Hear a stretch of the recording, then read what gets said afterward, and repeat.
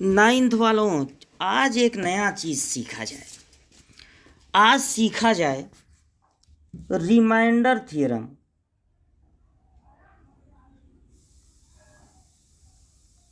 आप जब किसी पॉलिनॉमियल को किसी दूसरे पॉलिनॉमियल से डिवाइड करते हैं तो आपको दो चीज़ें मिलती हैं। एक तो मिलता है कोशेंट और दूसरा मिलता है रिमाइंडर। कभी कभी रिमाइंडर जीरो भी होता है, जीरो भी एक नंबर है। जीरो मिले, कुछ भी मिले, 2 मिले, 4 मिले, 3x मिले।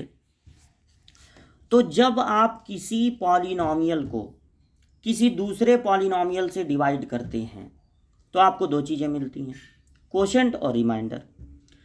मान लीजिए आपको कोशेंट से कोई लेना देना ना हो, आप ये नहीं जानना चाहते हैं कि उस पॉलिनॉमियल को उस दूसरे पॉलिनॉमियल से डिवाइड करने पर कोशेंट कितना मिलेगा। आप केवल रिमाइंडर का पता लगाना चाहते हो कि रिमाइंडर कितना मिलेगा। तो इसके लिए एक तरीका बना हुआ है।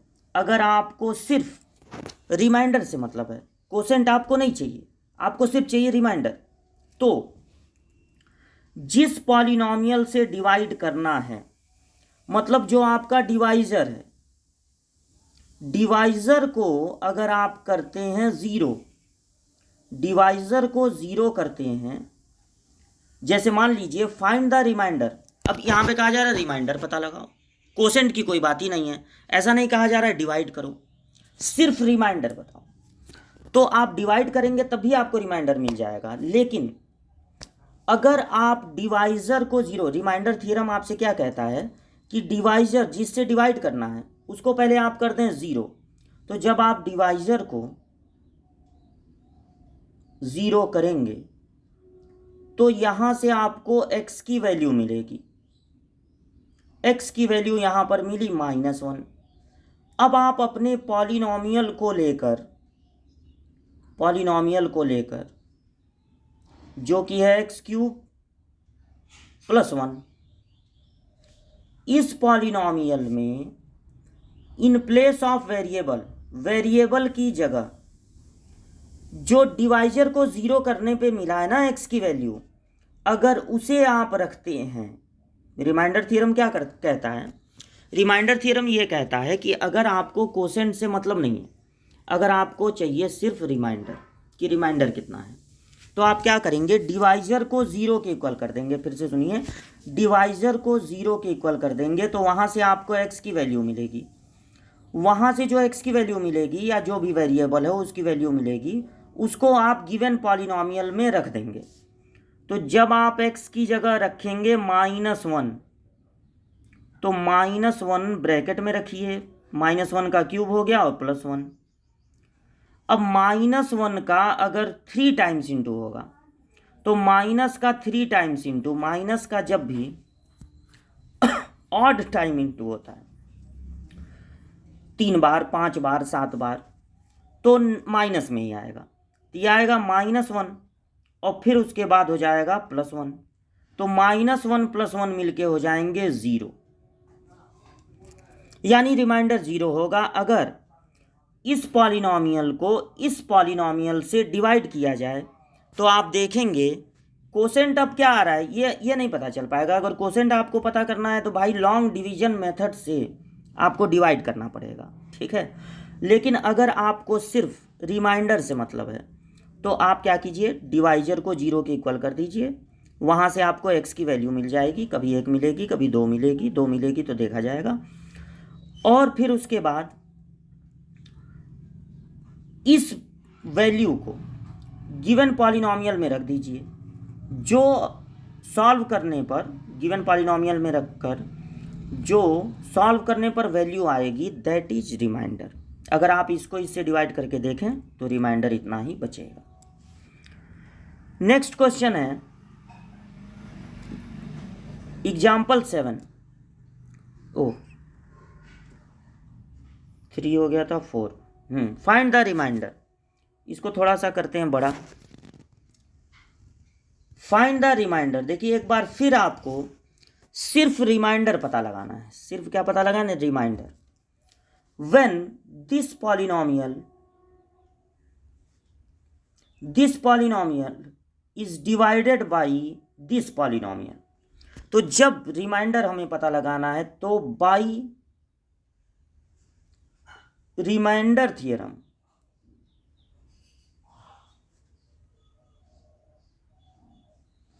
रिमाइंडर थ्योरम ये कहता है कि सबसे पहले जिससे डिवाइड करना है, यानी जो डिवाइजर है, उसे हमें करना है 0 के इक्वल।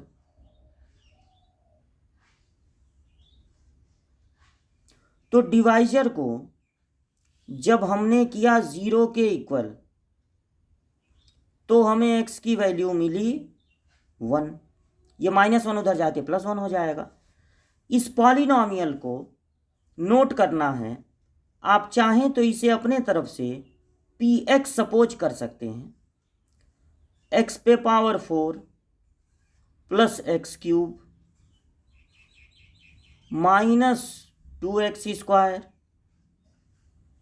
Plus x plus 1।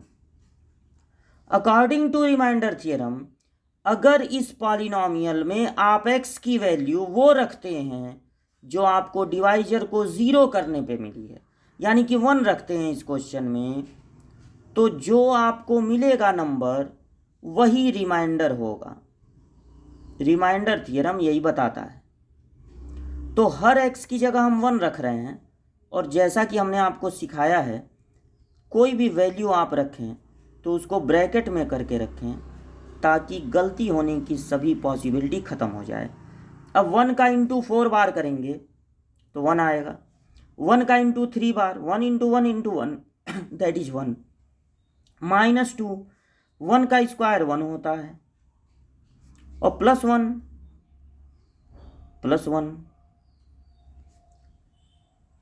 तो 1 + 1 -2 + 1 + 1, तो ये 1 और 1 2, 2 और 2 4, 4 में से 2 माइनस होगा 2, प्लस माइनस करने के बाद आपको जो मिला वही रिमाइंडर होगा। तो यहाँ पर रिमाइंडर है 2। ये एग्जाम्पल 9 था एनसीईआरटी का। यहाँ देखिए अब एक नया क्वेश्चन ये है कि अगर एग्जाम्पल 10 है ये एनसीईआरटी का, चेक वेदर द पॉलिनोमियल, पता लगाओ कि ये जो पॉलिनोमियल है QT, एक तो ये t के टर्म है, यानी कि यहाँ पर वेरिएबल t है और पॉलिनोमियल को q से रिप्रेजेंट किया जा रहा है। तो अगर पॉलिनोमियल है QT, check whether the polynomial, this polynomial is a multiple of this, ये जो पॉलिनोमियल है इसका मल्टीपल है क्या ये। अब आप ये बताइए कि जो 5 होता है वो 15 का मल्टीपल है क्या। 15 जो है उल्टा हो गया, 15 5 का मल्टीपल है क्या। तो उसके लिए आपको क्या करना पड़ेगा, ये अगर आपको पता लगाना है कि जो 15 है वो 5 का मल्टीपल है कि नहीं, तो आप 15 को 5 से डिवाइड करेंगे, और आपको इससे कोई मतलब नहीं है कि कोशेंट कितना मिला, आपको बस इस बात से मतलब है कि रिमाइंडर कितना मिला।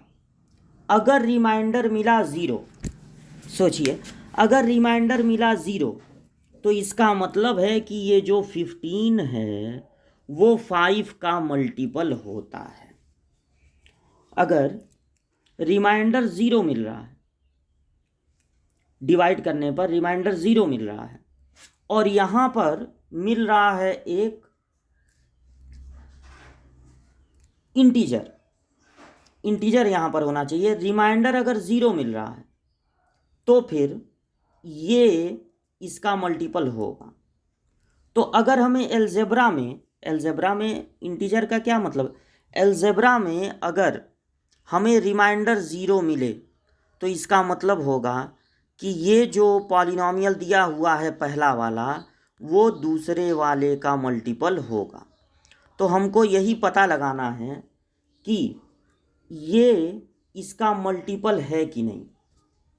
तो हमें ये पता लगाना पड़ेगा कि इस पॉलिनॉमियल से इस पॉलिनॉमियल को डिवाइड करने पर रिमाइंडर 0 आ रहा है कि नहीं। तो हम बाई रिमाइंडर थ्योरम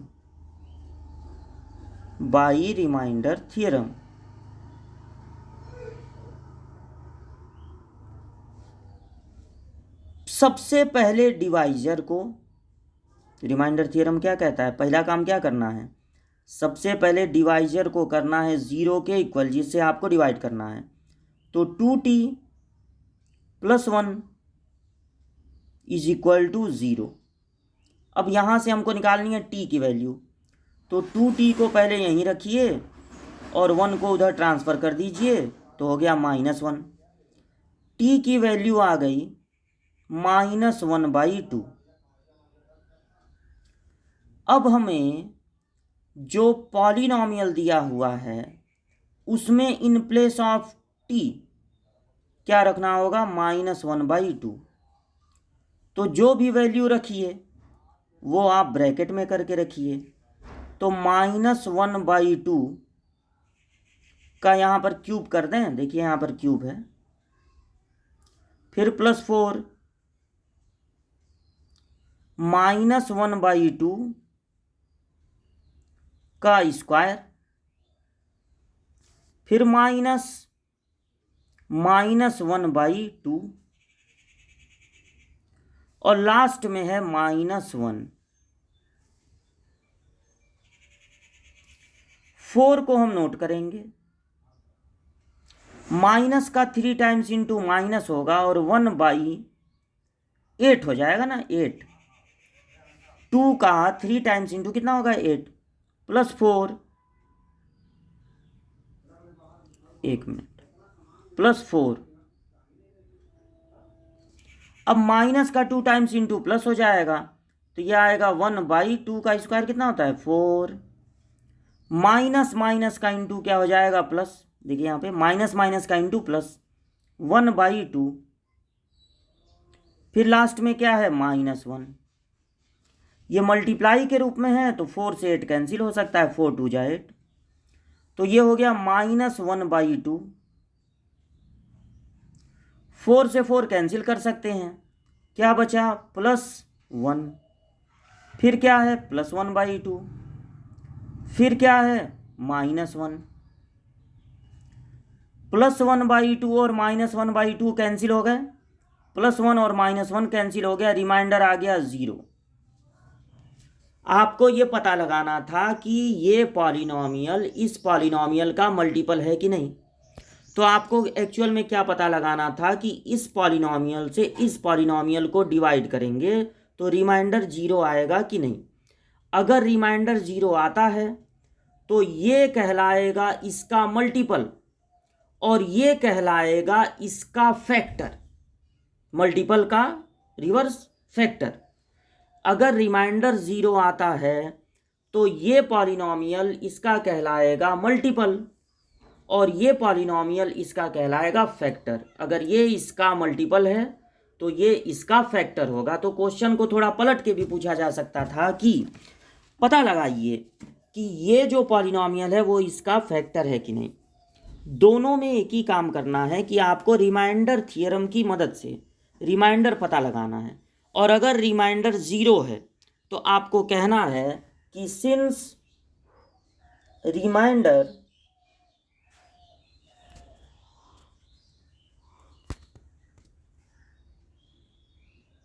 is 0,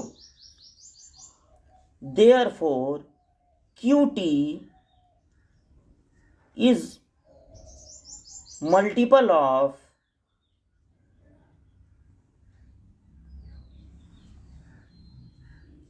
क्या था वो, 2t multiple of 2t + 1 multiple of 2t + 1। तो यहाँ पर एक नया बात हम लोग सीखे, रिमाइंडर। फिर एक बार आपको रिकॉल कर दें, रिमाइंडर थ्योरम ये कहता है कि अगर किसी पॉलिनॉमियल को दूसरे पॉलिनॉमियल से डिवाइड करने पे आपको इससे कोई लेना देना नहीं है कि कोसेंट क्या बच रहा है, आपको बस इससे मतलब है कि रिमाइंडर कितना बच रहा है।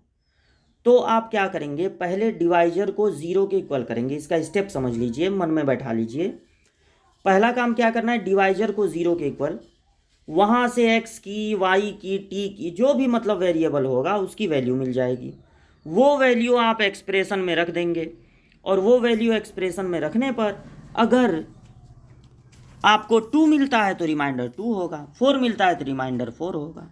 दूसरी बात आप ये जानें कि ये पता लगाने के लिए कि मल्टीपल है कि नहीं, रिमाइंडर 0 होना चाहिए, और ये पता लगाने के लिए कि फैक्टर है कि नहीं, तब भी रिमाइंडर 0 होना चाहिए। अब आगे अगले वीडियो में